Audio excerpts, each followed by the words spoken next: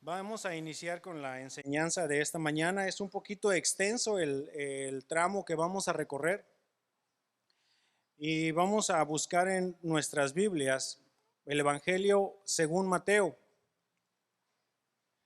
Y vamos a buscar del capítulo 18 y vamos a leer desde el versículo 1 al 22, que es de donde vamos a estar exponiendo. Mateo capítulo 18, versículos 1 al 22.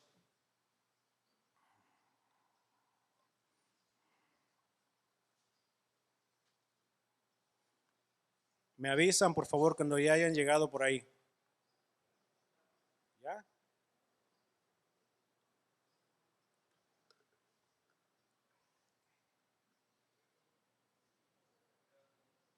Mateo 18, versículos 1 al 22. Entonces, ahorita los vamos a ir exponiendo. No vamos a leer todo de un jalón por tiempo, ¿sí? Me gustaría más de exponerlo como tal y ahorita lo vamos a ir leyendo. Nada más contamos con 2 horas y hay que aprovecharlas. Entonces, miren, todos sabemos y entendemos que Dios nos ha puesto en un grupo, ¿sí? ¿Qué grupo estamos hablando? La iglesia, ¿sí? A ese grupo nos estamos refiriendo. Dios nos ha colocado en la familia, en la iglesia. ¿Quién fundó la iglesia? Cristo. ¿Recuerdan cuando les preguntó a sus discípulos? Les preguntó a sus discípulos, ¿y ustedes quién creen que soy? Y por ahí contestó Pedro, tú eres el Cristo, el Hijo del Dios viviente. Y el Señor le contestó, bienaventurado eres, Pedro, porque eso no te lo reveló ni carne ni sangre, sino mi Padre que está en los cielos. ¿Sí? Y después le dice, sobre esta roca fundaré mi iglesia. ¿Sobre qué? Sobre la afirmación que acababa de hacer Pedro. Es decir, que Él es el Cristo, el Hijo del Dios viviente, Él es el Mesías. Y sobre ese fundamento está fundada la iglesia. ¿Sí? ¿Hasta ahí estamos bien? Entonces, ¿quién es el dueño de la iglesia? Dios. ¿Quién mandó a su Hijo? Dios, ¿cierto? ¿Quién mandó a Cristo a pagar por nuestros pecados? Dios Padre, ¿cierto? Él fue el que nos redimió, pagó el precio con su sangre y nos ha hecho sus hijos. Entonces, ¿quién es el dueño del rebaño? Dios, ¿sí? Vamos a orar. Señor, muchas gracias, Padre, por este tiempo. Gracias porque tú eres bueno, Señor, y gracias por la disposición de cada uno de mis hermanos. Gracias, Señor, porque tu palabra es viva y eficaz, Señor, y queremos honrarte, queremos alabarte, Señor, por medio de la exposición y del aprendizaje de tu palabra. Tú úsanos, Dios, de acuerdo a tu voluntad y que tu palabra, Señor, nos lleve a hacer cambios en nuestra vida en donde aplique, Padre. Muchas gracias, Señor, en el nombre de Jesús. Amén. Entonces, con base a lo que acabamos de decir, podemos determinar y podemos decir que estamos dentro de un grupo llamado iglesia. ¿Sí? Ahora, ¿qué es la iglesia? ¿Qué es la iglesia y qué es lo que la Biblia enseña con respecto a iglesia? Miren, en la gran mayoría del Nuevo Testamento, pudiera decir que el 95 o 96% de las veces que se menciona la palabra iglesia, se está refiriendo a la congregación local donde Dios nos ha puesto. ¿Sí? A eso es a lo que se está refiriendo. Y desde un principio nosotros podemos ver que el Señor no quería que nosotros estuviéramos solos. Lo vemos desde que Dios al hombre le dio la mujer. Y de ahí viene todo lo que es la familia, una sociedad, grupos, clanes, todo esto. Entonces nosotros estamos habilitados para habitar en sociedad, para habitar en familia. Como iglesia somos una familia también delante del Señor. Y dentro de la familia, en la familia natural, padres, hijos, hermanos, podemos entender que tenemos todos y cada uno diferente madurez. ¿Estamos de acuerdo? Aún siendo los mismos padres, aún siendo el mismo molde, los mismos genes, cada uno de los pequeños es distinto. Y conforme van creciendo los pequeños, algunos tienen mayor madurez que otros, ¿sí? Ahora, dentro de la congregación, dentro de la iglesia local donde el Señor nos ha puesto, tenemos algo muy similar. No somos iguales, gracias a Dios. Todos tenemos diferente madurez y, y diferente inmadurez también. Porque les voy a dar una noticia. Todos necesitamos crecer en diferentes áreas. Todos. Algunos pudiéramos estar un poquito más avanzaditos en una área, pero muy débiles en otra. Por lo tanto, todos necesitamos madurar en diferentes áreas. Necesitamos crecer, necesitamos animarnos y necesitamos confrontarnos en algunas ocasiones. A nuestros pequeños, cuando los estamos enseñando, cuando les estamos educando, los dejamos que hagan de su vida un desgarriate o un desorden. No, ¿verdad? O sea, cuando vemos algunos problemas en sus vidas, algún problema en comportamiento, en conducta, los tenemos que corregir, ¿sí o no? ¿Sí? Entonces, estoy estableciendo bases para lo que vamos ahorita a exponer. Quiero que por favor pongan mucha atención a lo siguiente. Dentro de la iglesia, hermanos, que por cierto, la iglesia no es el edificio, la iglesia se puede describir como un conjunto de hombres y mujeres que han entregado su corazón a Dios, que se han comprometido a cuidar de los hermanos que forman parte de la congregación local y dejarse cuidar. Dejarse cuidar. ¿Ok? Entonces, les comentaba yo hace un momento que dentro de las ocasiones en que se menciona la palabra iglesia, el 95-96% de las veces se está refiriendo a congregación local. Es decir, cuando ustedes se encuentren en la escritura la palabra iglesia y esté aplicando algo con respecto a eso, quiere decir que eso va a aplicar a la congregación local donde el Señor los ha puesto. Ahí es en donde tenemos que aplicarlos. Entonces, hablábamos que hay diferentes personalidades, diferente madurez, tenemos que crecer en algunas áreas, en otras ahí la llevamos y poco a poco ahí nos vamos ayudando y a gritos y a sombrerazos, pero ahí vamos avanzando, ¿cierto? Entonces, dentro del pasaje que vamos a estudiar, aunque ciertamente no habla con respecto específicamente a los niños, habla y toca algo con respecto a su naturaleza, a su madurez.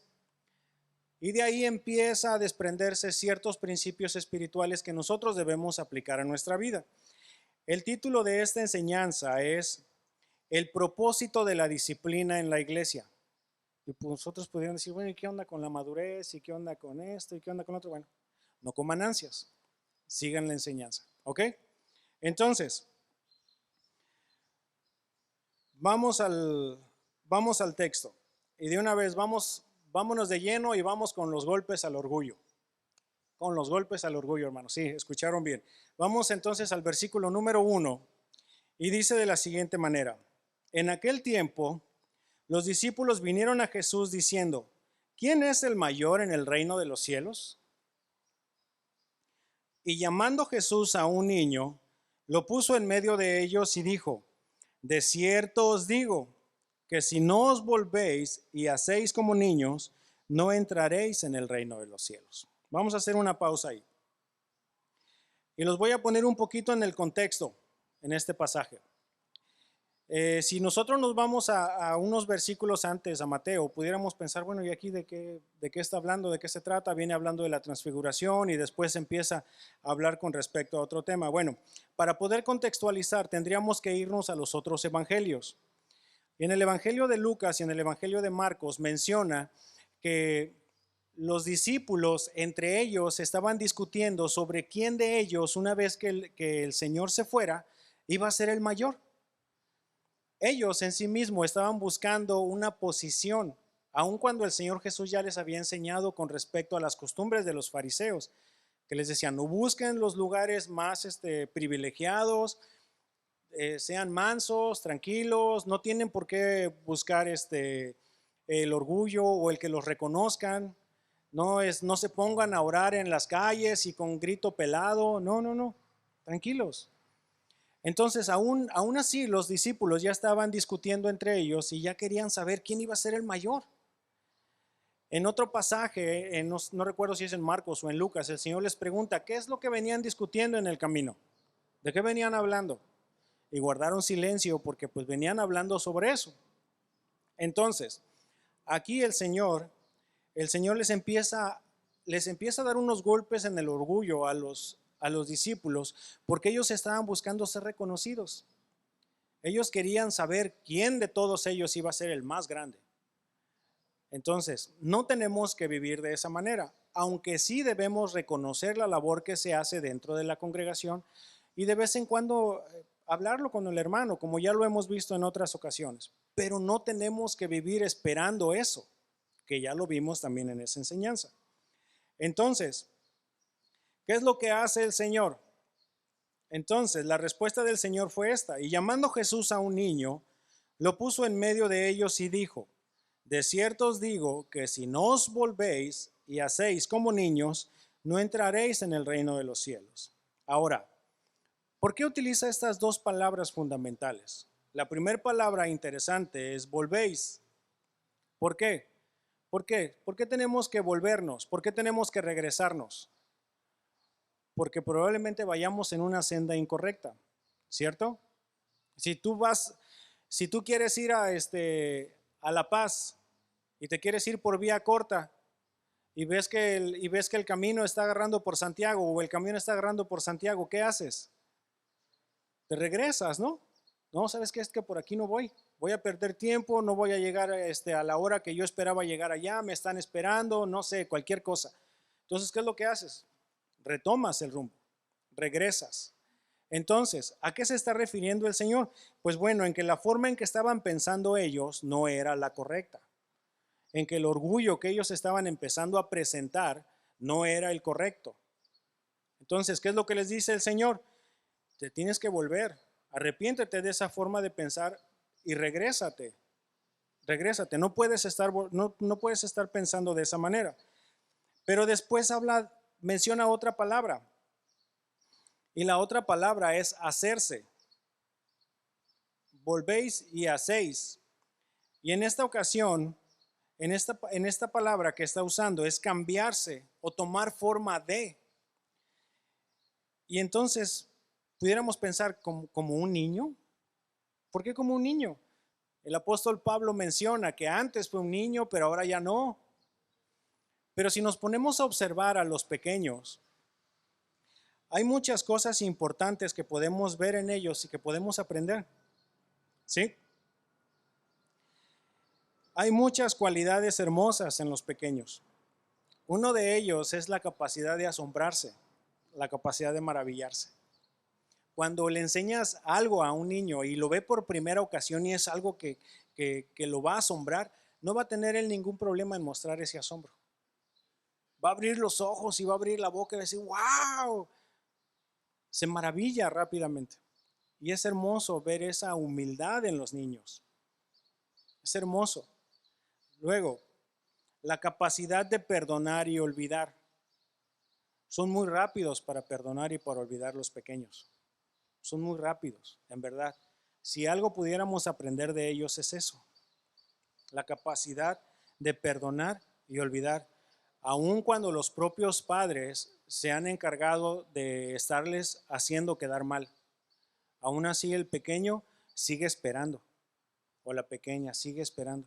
No, que papá me prometió que iba a venir hoy. Aun cuando ya le quedó mal como 10, 11 veces, lo cual es totalmente incorrecto, aún así la pequeña lo sigue esperando. O el pequeño sigue esperando. Porque ya perdonó y ya olvidó. Y sigue esperando.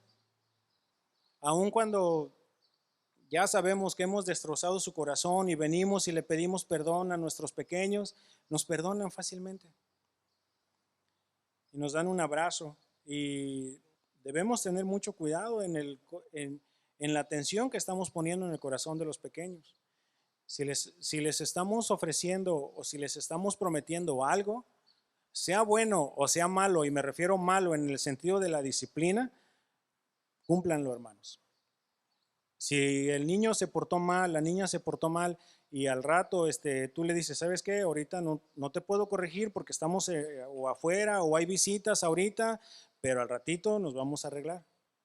Y no en un son de amenaza, sino en un son de que sepan que en ese momento están haciendo algo mal.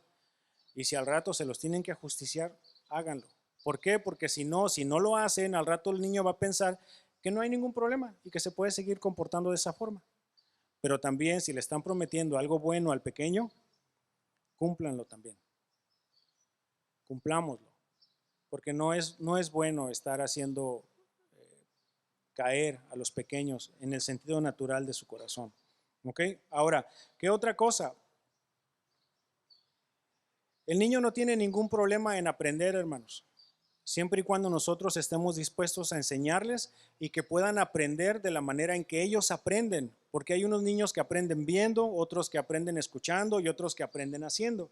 Y de ahí también debe de venir nuestra sabiduría de saber identificar de qué forma aprende nuestro pequeño y de esa forma poderle enseñar. Y no tienen ningún problema en aprender siempre y cuando nosotros con paciencia podamos enseñarles correctamente. ¿Estamos? No nos vamos a enfocar mucho en todo esto, pero sí es importante que sepamos a qué es a lo que se está refiriendo el Señor con todo esto. Pero miren, todavía si nos vamos más profundamente, pudiéramos aprender con respecto a la humildad del niño. Les decía hace un momento, se asombran rápidamente y ese es un rasgo de humildad. ¿Por qué? Porque conforme vamos creciendo ya después y conforme nos vamos haciendo viejos en el sentido de adultos y que vamos quitándonos eso hermoso de los niños, ya cuando alguien te quiere enseñar algo ya tú estás, ajá, ajá, sí, ajá.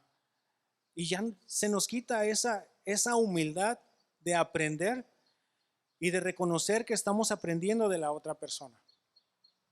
Somos muy dados como adultos a eso. Pero ahora tenemos también de parte de los pequeños que saben de la dependencia, confían en la dependencia de sus padres. Ellos no tienen ni idea, hermanos, de los problemas que a veces como padres nos tenemos que meter, padres y madres, para poder llevar el sustento a casa.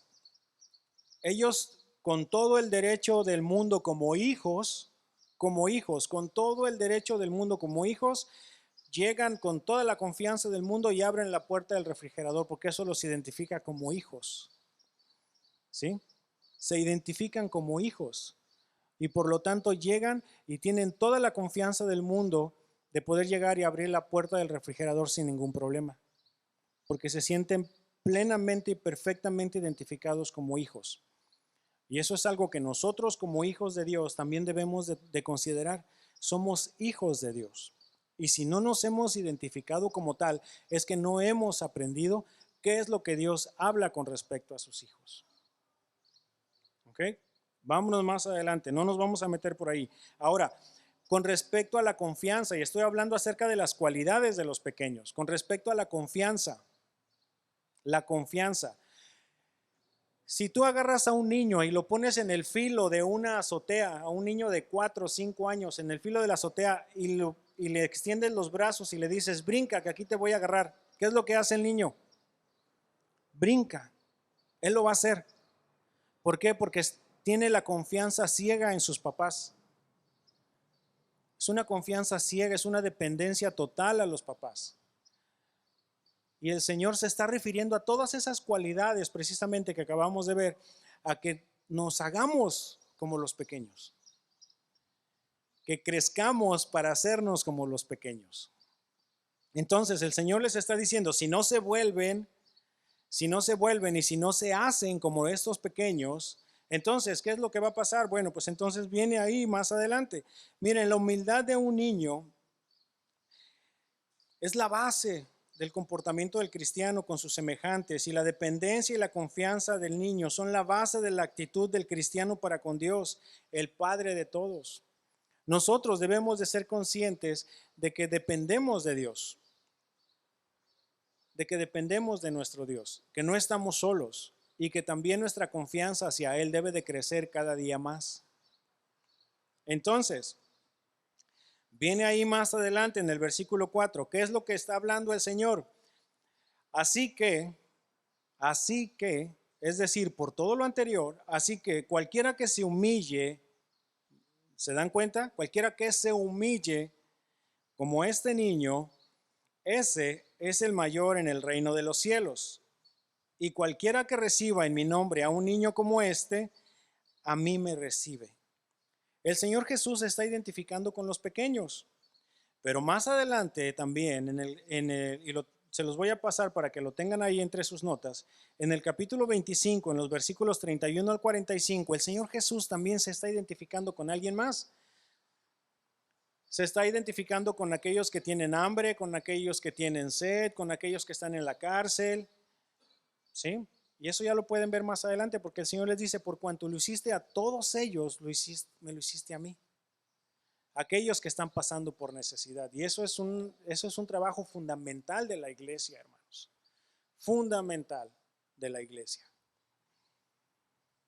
Pero bueno, eso ahí se queda nada más. Entonces, ahora viene la otra sección.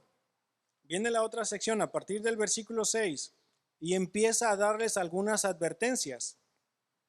Estamos hablando de los pequeños en un sentido literal. Está hablando de los niños, pero ahora viene en un sentido figurado a hablar de ellos o a hablar con respecto a ellos. Miren, en esta parte, y si ya nos vemos, y si ya lo vamos como un grupo más amplio, ya el término que el Señor está usando de pequeños, ya no se está refiriendo únicamente a los niños, se está refiriendo a los débiles, se está refiriendo a los inmaduros, a los descuidados y a los indefensos. Y dentro de la congregación local donde el Señor nos ha puesto, pudiéramos tener este grupo. ¿Sí? Entonces, ¿qué es lo que dice? Vámonos al versículo 6. Y cualquiera, ¿quién es cualquiera? Cualquiera, hermanos, puede ser cualquiera de nosotros, que haga tropezar a alguno de estos pequeños, ahora ya está hablando en un sentido figurado, dice alguno de estos pequeños que cree en mí, mejor le fuera que se colgase al cuello una piedra de molino de asno y que se le hundiese en lo profundo del mar. Ay del mundo por los tropiezos, porque es necesario que vengan tropiezos, pero ay de aquel hombre porque vienen los tropiezos o el tropiezo. Por tanto, si tu mano o tu pie te es ocasión de caer, córtalo y échalo de ti. Mejor te es entrar en la vida cojo o manco que teniendo 2 manos o 2 pies ser echado en el fuego eterno. Si tu ojo te es ocasión de caer, sácalo y échalo de ti. Mejor te es entrar con un solo ojo en la vida que teniendo 2 ojos ser echado en el infierno de fuego. Ahora, ¿qué es lo que está hablando el Señor? Ciertamente está hablando en un sentido figurado con respecto a desmembrarse, ¿sí? Es importante mencionar esto. Pero en un sentido general, de lo que está hablando el Señor es de que los tropiezos pueden venir de 2 fuentes. ¿Cuáles son esas? Bueno, la externa y la interna. La externa es por tropiezos de las personas que me rodean y la interna es de los tropiezos en mi carne, en lo que yo busco oír, escuchar, hacer y que sé que definitivamente va en contra de lo que Dios establece. A eso es a lo que se está refiriendo el Señor. Y a lo que se está refiriendo es a cortarla, es a dejar de recibir placer por algo que va en contra de lo que Dios establece. Así como la vista y así como estar escuchando. Cosas que no debemos estar viendo, cosas que no debemos estar escuchando, cosas que no debemos estar haciendo. Entonces, y aquí en la escritura lo que se está refiriendo es ay de aquel por quien vienen los tropiezos. ¿A qué se está refiriendo? Bueno, se está refiriendo a ay de aquel que de una manera con premeditación, alevosía y ventaja hace caer al más débil. A eso es a lo que se está refiriendo. Que de una manera intencionada está haciendo caer a los más pequeños. ¿Y a quiénes se está refiriendo? A los inmaduros, a los nuevos creyentes, a los débiles en alguna área. ¿Sí? A eso es a lo que se está refiriendo la Escritura. Estamos hablando acerca de los niños y el Señor sigue hablando, sigue trayendo un mismo diálogo con sus discípulos. Sigue hablando con ellos, sigue refiriéndose a ellos. Primero les está poniendo de ejemplo a los niños y ahora les está diciendo con respecto a los débiles. Es decir, Ustedes que me están siguiendo muy de cerca deben tener cuidado en no ser de tropezadero para los más pequeños, para los más débiles. ¿Sí? Entonces, en Romanos 14, la escritura habla con respecto de aceptar a los débiles y tener cuidado de no hacerlos caer. En 1 Corintios, en 1 Corintios 8, también habla la escritura, también habla con respecto a los débiles, en tener cuidado. Y que si el comer, el que yo coma algo es una ocasión para que mi hermano débil vaya en contra de su conciencia, ¿qué es lo que tengo que hacer yo que soy más maduro? Dejar de comer eso, dejar de comerlo para no ser de tropezadero para mi hermano, porque es débil en esa área. Ya posteriormente podemos hablar con él y podemos mostrarle qué es lo que dice la escritura, pero en ese momento, en ese preciso momento en el que él está yendo en contra de su conciencia, no hay que hacerlo caer. Si nosotros nos tenemos que sacrificar en nuestra, en estar bien con uno mismo, en que a mí no me afecta, nos vamos a sacrificar con tal de que mi hermano esté bien. ¿Ok? A grandes rasgos, eso es lo que habla Romanos y 1 Corintios 8. Por ahí lo revisan después en casa. Ahora, siempre que nosotros vayamos con respecto a las parábolas, no es para buscar un significado a cada uno de los personajes que se mencionan en las parábolas. ¿Ok? Siempre la parábola, cuando el Señor viene a una parábola, es para establecer un principio, establecer un fundamento. Y ahorita el Señor Jesús les va a referir una parábola y sigue hablando de lo mismo. ¿Sí? Miren, vámonos a partir del versículo 10. Y la parábola conocida es como parábola de la oveja perdida.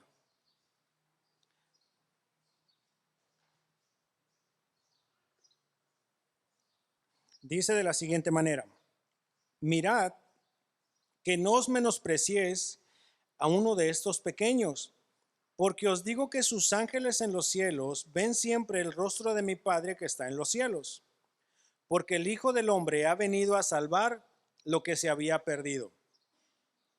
¿Qué os parece? Si un hombre tiene 100 ovejas y se descarría una de ellas, ¿no deja las 99 y va por los montes a buscar la que se había descarriado? Y si acontece que la encuentra, de cierto os digo que se regocija más por aquella que por las 99 que no se descarriaron. 14. Así, y subrayen eso, no es la voluntad de vuestro Padre que está en los cielos, que se pierda uno de estos pequeños. ¿Sí? ¿Qué es lo que está hablando el Señor? ¿O con qué ya se está metiendo el Señor? Bueno, ya se está metiendo en una manera práctica, les está enseñando o está utilizando esta parábola, para enseñarles de una manera práctica acerca del cuidado que como iglesia, debemos de tener unos con otros. ¿Sí? Por eso se está refiriendo que no menosprecien a los pequeños, que no los menosprecien. Al contrario, hay que ayudarles, hay que sustentarlos, hay que cuidarlos, hay que mimarlos, hay que cuidar en la forma en cómo les hablamos. Miren, algo triste y cierto, y lo voy a utilizar como ejemplo nada más, aunque sabemos que estamos hablando de una manera figurada con respecto a los pequeños, pero lo voy a utilizar para que podamos establecer más el punto. Debemos de tener mucho cuidado. Cuando suceden accidentes en casa, en la mesa específicamente, y existe que se derrama cualquier líquido, una leche, un chocolate, agua, refresco, lo que ustedes gusten, y cuando lo hace un pequeño, la gran mayoría de las veces empezamos a reaccionar de una manera incorrecta y les empezamos a gritar y los empezamos a ofender.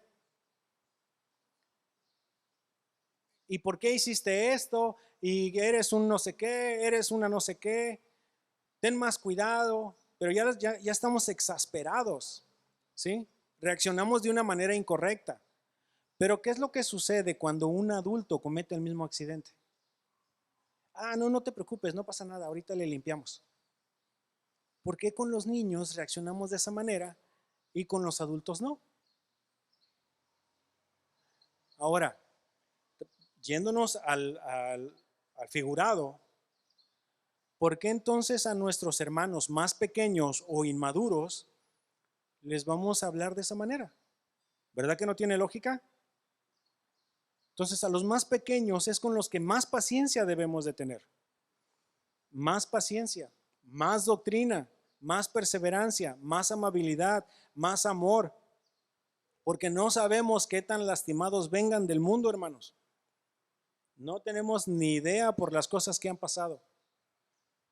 No tenemos ni idea.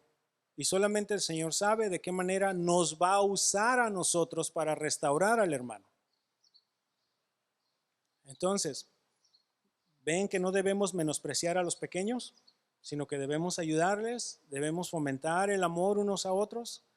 Entonces, les pedí que lo subrayaran en el versículo 14. Así no es la voluntad.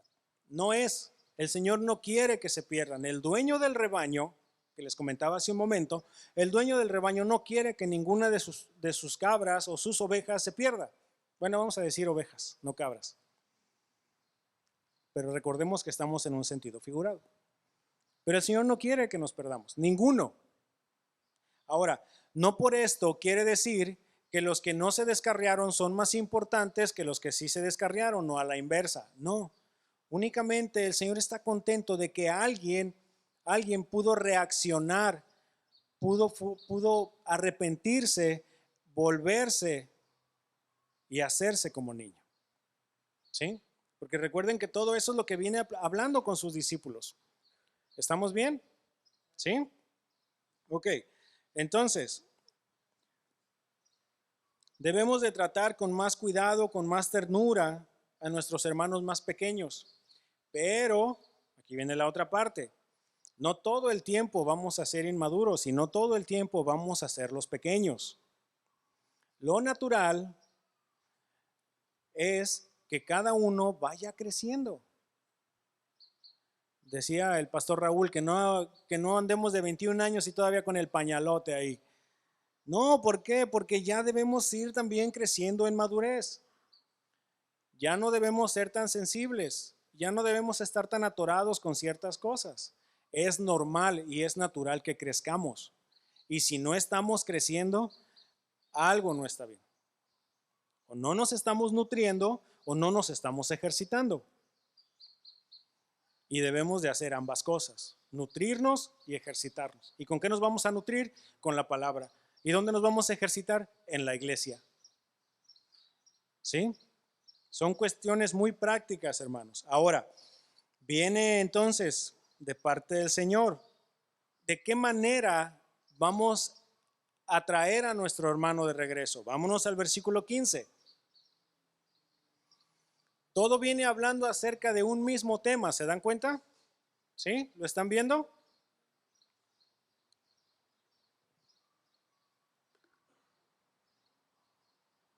Ahora viene la otra parte. Si tu hermano peca contra ti, por tanto, ese por tanto es bien importante. ¿Por qué? Porque viene hilando todo de lo que viene hablando el Señor a lo que empieza a hablar ahora. Por tanto, o sea, por todo lo anterior que acabamos de mencionar, viene esto, van a hacer esta cosa, o de esta manera se van a conducir. De este procedimiento es como lo van a hacer.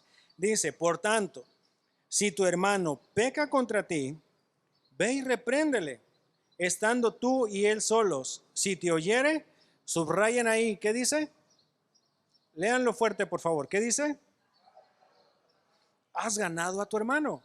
O sea, ya fuiste por él, ya lo trajiste, ya lo limpiaste, ya estuviste con él, ya lo rescataste de donde estaba y ya lo ganaste. Bien, ese es el propósito. Has ganado a tu hermano. Ya lo trajiste de regreso contigo. Pero ¿qué es lo que pasa si no te escucha? ¿Qué es lo que pasa si no te escucha? ¿Se dieron cuenta que en la parábola está hablando acerca del pastor? De que el pastor va y lo busca y lo cuida. Bueno, aquí ya está hablando de una manera general, de una manera colectiva. Vamos con el segundo versículo. En el 16 dice, mas si no te oyere, es decir, siempre están esos dos caminos, uno u otro. Si te oye, ya lo ganaste. Si no te oye, bueno, sigue teniéndole más paciencia. Miren, si no te oyere, toma aún contigo a uno o dos, para que en boca de 2 o 3 testigos conste toda palabra. Ahora, yo quiero ser muy enfático con esto. ¿Por qué está mencionando esto? Hay varias opciones, pero nos vamos a ir con pequeñas. La primera, con pocas. La primera,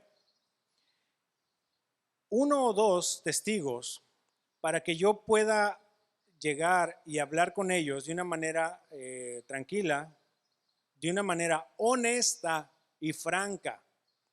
¿Por qué?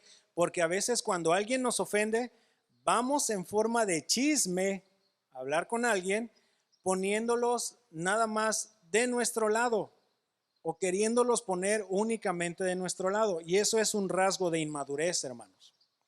¿Ok? Y no es a lo que se está refiriendo el Señor. Aquí hay 2 vertientes. La primera es que vas a ir primero con hombres o mujeres maduros, crecidos en el Señor, espiritualmente hablando, que tengan madurez y que ya hayan sido probados, ¿sí? Vas a hablar con ellos para que así también, si hay un problema que tú no estás viendo, ellos te lo puedan hacer ver. Para eso es importante que nosotros seamos honestos y seamos francos,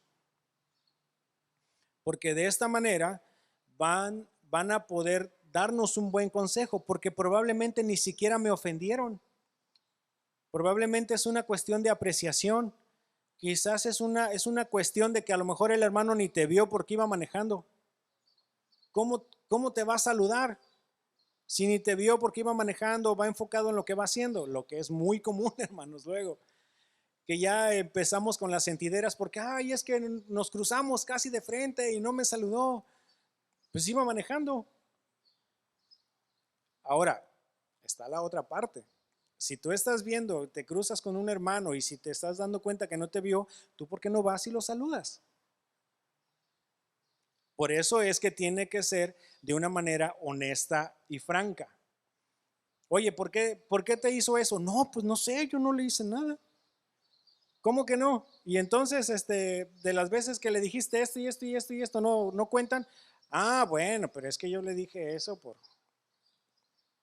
Siempre vamos a buscar el autojustificarnos y siempre vamos a calificar al hermano con la intención de que me quiso ofender. Por eso es importante que vayamos con 1 o 2 testigos para que nos hagan ver si a lo mejor nosotros estamos exagerando, que a lo mejor no es una ofensa lo que el hermano está haciendo contra nosotros. Pero si lo es, entonces vayamos y hablamos con el hermano, vayamos y hablemos con el hermano, con el propósito de ganarlo. No es con el propósito de hacerlo sentir mal, no es con el propósito de acusarlo, no es con el propósito de exhibirlo, no, es con el propósito de ganar a nuestro hermano, regresarlo a la senda correcta. Ese es el propósito.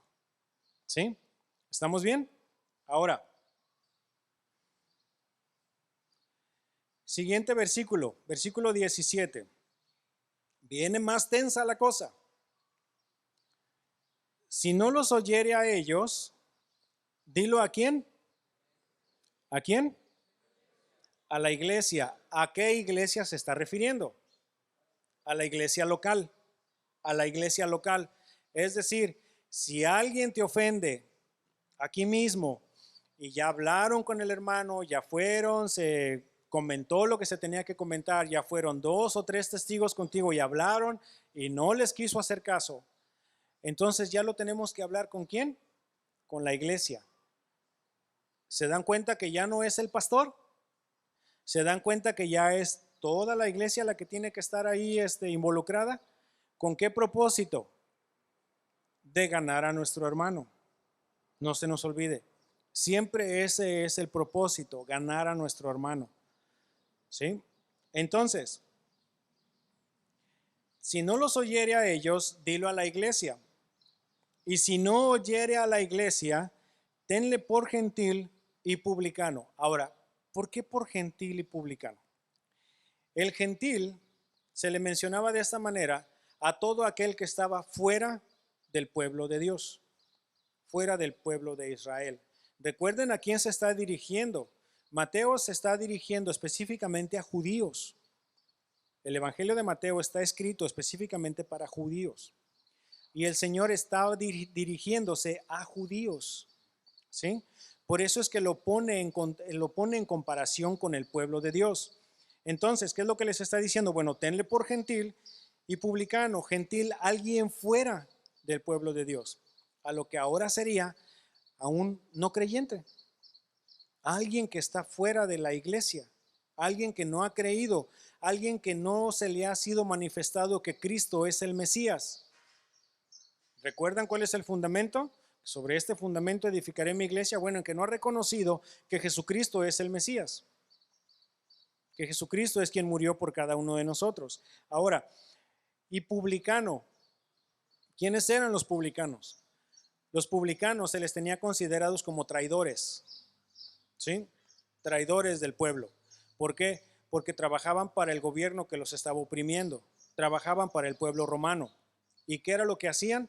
Bueno, cobraban impuestos y muchas ocasiones de una manera deshonesta.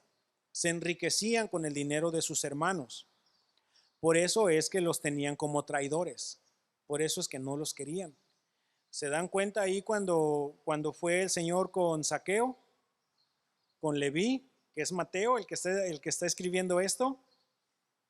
Ellos cobraban impuestos. Ellos trabajaban, ellos eran traidores del pueblo.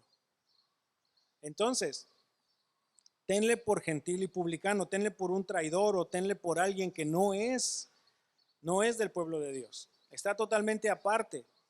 Pero recuerden, siempre el propósito es para ganarlo. El propósito no es exhibirlo. Pero si ya definitivamente no está dando rasgos de carácter de hijo de Dios, ya no puedes hacer nada. No hay nada que puedas hacer. ¿Por qué? Porque no se le ha revelado Cristo en su corazón. Nada más. Y si no se le ha revelado Cristo en su corazón, es decir, la escritura y todo lo que tú trates de usar como base bíblica, no va a ser una autoridad para él. ¿Por qué? Porque no tiene el fundamento. No tiene a Cristo en su corazón. Por lo tanto, ok, va. Entonces, no pasa nada, no hay ningún problema, pero no eres un creyente. Tú no eres un hijo de Dios. Las muestras que tú estás dando es de que no eres un creyente. Esa es la muestra que estás dando. Entonces, vámonos al versículo 18.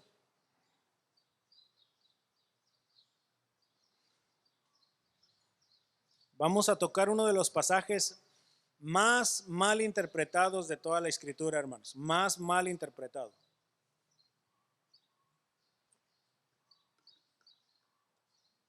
¿En qué contexto viene hablando? Viene hablando acerca de la disciplina, ¿cierto? Pero está hablando también acerca de los pequeños. Está hablando acerca de la iglesia. Está hablando de cómo vamos a restaurar al hermano. Eso es lo que está hablando. Entonces, vamos a ver, justo en este contexto, entonces, ¿qué es lo que dice la Escritura? De cierto os digo que todo lo que atéis en la tierra será atado en el cielo, y todo lo que desatéis en la tierra será desatado en el cielo. No está hablando de demonios, hermanos, como muchas veces se menciona, no, que tenemos que atar y desatar. No está hablando de eso. ¿Somos embajadores del rey, sí o no? ¿Ya ven que necesitamos identificarnos más como hijos? ¿Somos o no somos embajadores del rey? Somos embajadores del reino, ¿cierto? ¿En dónde están los embajadores? En una embajada, ¿cierto? ¿Qué es una embajada? Es una representación del país al que pertenece, ¿cierto? Entonces, si tú vas a la embajada americana, para empezar ahí ni español hablan, hermanos. Puro inglés. Por ahí uno que otro que habla español, pero desde el momento en que tú pisas un pie dentro de la embajada americana, ellos te dicen, estás en territorio americano. Estás en ese territorio. Y lo mismo sucede con todas las embajadas que existen representando cada una en su país en un país extranjero. Así va a ser la embajada alemana, la embajada de China, la embajada de lo que tú quieras. En México, tú estás pisando terreno extranjero. Así está. ¿A qué voy con esto? La iglesia también es la embajada del reino, hermanos. Analícenlo un ratito. Analícenlo. Pero es para que nosotros, desde el momento, y no es por el lugar, no es por el lugar, sino es por lo que se habla, es por lo que se dice, es por la forma de conducirnos, que desde el momento en que nosotros ponemos un pie dentro de este lugar, ya estamos del otro lado. Somos representantes en la tierra del cielo, hermanos. Y si no nos hemos identificado como tal, debemos empezar a identificarnos de esa manera. Somos embajadores del rey. Estamos en una embajada. Y la embajada representa el cielo, hermanos. Nosotros somos embajadores del rey. Por favor, en verdad, quisiera que eso les dé a ustedes el suficiente peso para saber de qué manera como creyentes, como hijos de Dios, debemos de tratarnos, debemos de comportarnos y de qué manera debemos de tratar a aquellos que vienen por primera ocasión. Que desde el momento en que ya pusieron un pie dentro de este lugar, se vea, se respire, se oiga, se sienta que somos una embajada del cielo. Entonces, todo lo que nosotros como iglesia se acuerde, se mencione, se llegue a un compromiso, eso quiere decir que también arriba se está respetando eso y que nosotros estamos respetando lo que se ha establecido en el cielo. A eso es a lo que se está refiriendo. Es decir, que de todo lo que tú trates o menciones con respecto a un hermano que se ha estado descarriando y que vamos a ver de qué manera lo vamos a tratar, cuál va a ser la forma en que nos vamos a dirigir ahora con él, cuál va a ser la determinación que vamos a tomar con todo este proceso. Es decir, está respaldado por el cielo. A eso es a lo que se está refiriendo. No atar y desatar demonios, porque no está hablando de demonios. ¿Sí? Miren, más adelante dice, versículo 19. Otra vez os digo, otra vez, que si dos de vosotros se pusieren de acuerdo en la tierra acerca de cualquier cosa que pidieren, les será hecho por mi Padre que está en los cielos. Va dando el mismo punto, pero en otras palabras. Se los repito, otra vez os digo que si dos de vosotros se pusieren de acuerdo en la tierra acerca de cualquier cosa que pidieren, les será hecho por mi Padre que está en los cielos. Y ahora viene el por qué. Porque donde están dos o tres congregados en mi nombre, ahí estoy yo en medio de ellos. Ahora, otro versículo más mal interpretado. Puede, pero no. En muchas reuniones, para una manera de animarnos, menciona, no es que nada más estamos dos o tres. No, no importa, hermano. La escritura dice que donde están dos o tres congregados, ahí está el Señor. No está hablando de eso. Está bien, pero no está hablando de eso.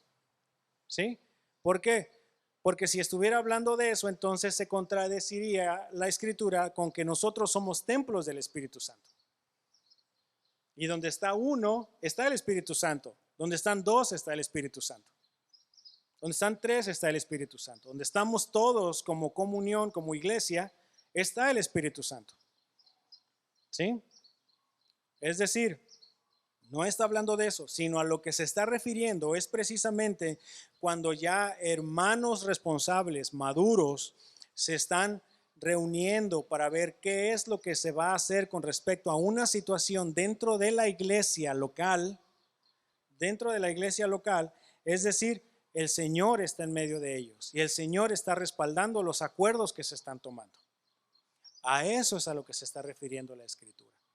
¿Con qué propósito? Recordemos, con el propósito de ganar al hermano. Ese es el propósito. Siempre considerar a los más pequeños, a los inmaduros, a tratarlos de una manera correcta.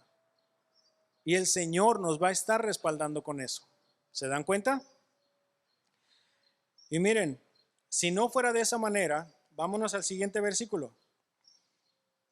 El versículo 21 dice: entonces se le acercó Pedro y le dijo: Señor, ¿cuántas veces perdonaré a mi hermano que peque contra mí?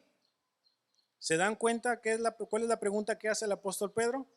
No le está preguntando: oye, Señor, entonces ¿cuántos nudos le tengo que echar al demonio para que no se desate? No está preguntando eso. Es decir, Pedro está consciente de todo lo que les está enseñando el Señor. Va a una hilación. Y entonces el Señor le está contestando a Pedro: entonces, ¿perdonaré a mi hermano que peque contra mí hasta 7? ¿Por qué? Porque los judíos enseñaban que nada más tenías que perdonar a tu hermano 3 veces. En ese entonces, nada más 3. Si ya la cuarta ya te lo volvió a hacer, no, ya no lo perdones. Ya tuviste mucha paciencia con él. Pero entonces Pedro aquí como que se puso ver así un poquito generoso y abundante en perdonar, que le dijo al Señor: ¿hasta 7, Señor? Y el Señor, como no conoce los corazones, le dijo: Jesús, no te digo hasta 7, sino aún hasta 70 veces 7. Y no es de que tenías que estarlas contando. Mira, ya llevas 800, ya no. Entonces, no está hablando de eso. A lo que se está refiriendo el Señor es que no vas a tener un límite para perdonar a tu hermano. No vas a tener un límite para perdonarlo. Y ya nos hablaron con respecto al perdón. Y fueron 2 enseñanzas que tuvimos con respecto al perdón. ¿Ok? Pero entonces, ¿cuál es entonces el propósito de la disciplina dentro de la iglesia? 1, cuidar a los pequeños, cuidarlos, estar al pendiente de ellos. ¿Sí? Ese es el propósito. Y otra, cuidar que nosotros, como hijos de Dios, no estemos inflados de orgullo. No. Cada uno tenga un concepto correcto de sí mismo, de lo que debe de tener, porque al principio yo les decía, todos somos inmaduros, ¿sí o no? En diferentes áreas, pero todos somos inmaduros. Todos, hermanos. Ténganme paciencia, así como yo la voy a tener con ustedes, así como el pastor la tiene con todos nosotros. Nosotros también le debemos de tener paciencia al pastor. ¿Estamos de acuerdo? Porque todos somos inmaduros en alguna área y debemos tener un concepto correcto de uno mismo. Y el concepto correcto aplica desde en qué áreas soy más maduro y en qué áreas no lo soy. Y para cuando necesite ayuda, también decirlo: ¿sabes qué? No, en esto no puedo, no creo hacerla, ayúdame. ¿Cómo hago? ¿Cómo le hago? ¿Ok? Y cuando nos estén enseñando, aceptar la enseñanza, hermanos. No estar como que, sí, eso ya lo sabía. Oye, pero tienes que hacer este procedimiento. Sí, eso ya lo sé. No es cierto, eso es orgullo, hermanos. Siempre que nos enseñen algo, aunque ya lo sepas, sugerencia, aunque ya lo sepas, acepta la enseñanza. Porque a lo mejor hay un punto en el proceso que estás omitiendo o que no lo estás haciendo correctamente. Todos podemos aprender de todo, ¿cierto? Ahora, cuando alguien venga contra ti porque le ofendiste, acepta también, hermano. Acepta. Reconoce. Eso te va a ayudar, te va a hacer crecer. El crecer duele, ¿sí o no? Recordemos cuando éramos pequeños, que nos dolían los pies y que nos dolían las manos porque estábamos ahí desarrollándonos y creciendo. Crecer duele, hermanos. Y a nadie nos gusta que vengan y nos digan nuestros errores. A nadie. A nadie nos gusta. Sin embargo, ¿es necesario? Sí, es necesario. Todos tenemos que crecer en alguna área. Es necesario. Entonces, si alguien viene, escúchalo. No importa, y esto va a ser muy duro para muchos, no importa con qué actitud te lo esté diciendo. No importa. Si es cierto lo que te está diciendo, acéptalo. Si tú sabes que estás fallando en esa área y lo que te están diciendo es cierto, mira, mejor No digas nada. Reconoce, vuélvete y hay que hacernos como niños. Reconocer. ¿Estamos? ¿Sí? Entonces, otra cosa. Debemos de ayudarnos mutuamente, hermanos. Debemos reconocer nuestros errores, debemos reconocer también los errores de los otros hermanos y ayudarlos. Y la cosa no es estar ahí de investigadores de debilidades. No, no es estar en ese sentido tampoco. Estar tratando de ver en qué debilidad es mi hermano para, órale, sobre eso caerle. No, no es eso tampoco. Esas debilidades de carácter se van a dar conforme nosotros nos vayamos relacionando uno a otro.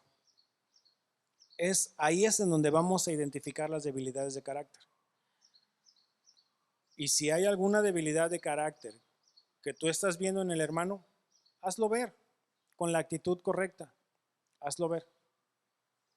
Menciónalo, corrígelo, ayúdalo.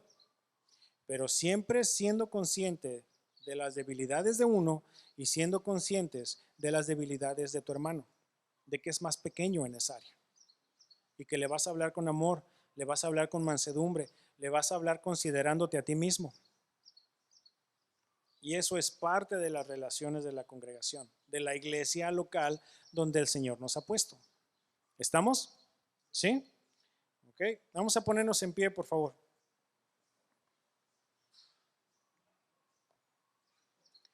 Vamos a ponernos en pie y Trino, ¿me ayudas, por favor?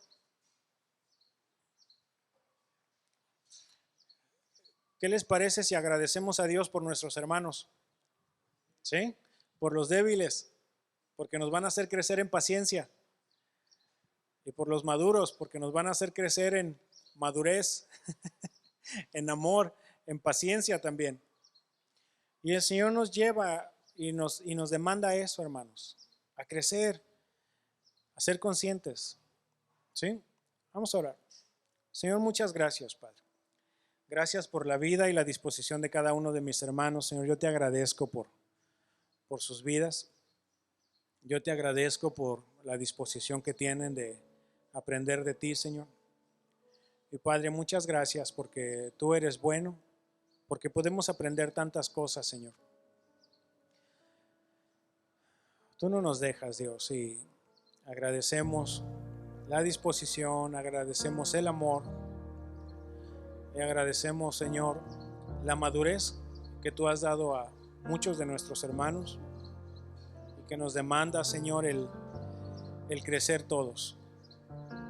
Ayúdanos, Padre, a reconocer a los más pequeños, a los más débiles, ayudarles y aquellos que sabemos que tenemos debilidades en algunas áreas, Señor, ayúdanos a crecer, Señor. Ayúdanos a aprender, ayúdanos a reconocer nuestras faltas y, Señor, ayúdanos a que seamos mansos y humildes, Señor. A reconocer cuando eres tú usando a diferentes hermanos para que yo pueda crecer y reflejarte a ti, Señor, en mi conducta. El punto de todo esto es que tú seas glorificado, Señor. Que te demos toda la honra y toda la gloria, Señor, y que como embajadores del cielo los demás puedan ver que somos tus hijos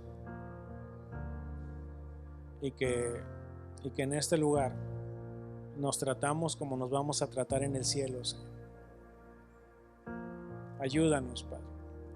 Ayúdanos a tratarnos en amor los unos a otros, en tratarnos con paciencia, en tratarnos con sencillez. Y gracias, Señor, porque tú eres bueno. Y te damos honra y gloria solo a ti, Señor, a través de ayudarnos mutuamente, Señor. Gracias, Padre. Gracias por la vida de cada uno de mis hermanos. Gracias, Padre. En el nombre de Jesús. Amén.